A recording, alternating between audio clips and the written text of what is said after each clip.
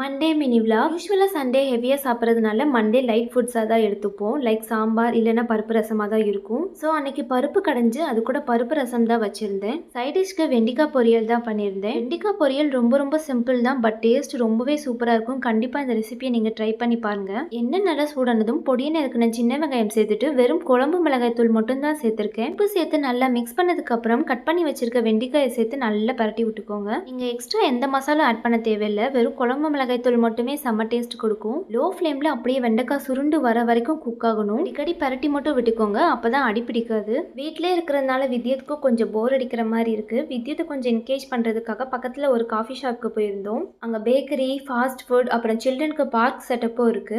அங்க கொஞ்ச நேரம் வித்யுத்தை ப்ளே பண்ண விட்டுருந்தோம். வித்யுத் நல்லாவே என்ஜாய் பண்ணா. வீக்லி ஒன்ஸ் இல்ல 2 வீக்ஸ்க்கு ஒன்ஸாவது இங்க வந்துருவோம். கொஞ்ச நேரம் வித்யுத்தை ப்ளே பண்ண விட்டுட்டு ஸ்நாக்ஸ் காஃபி சாப்பிட்டுட்டு அப்படியே கிளம்பிடுவோம். வெண்டைக்காய் பொரியல் ட்ரை பண்ணிட்டு எப்படி இருக்குன்னு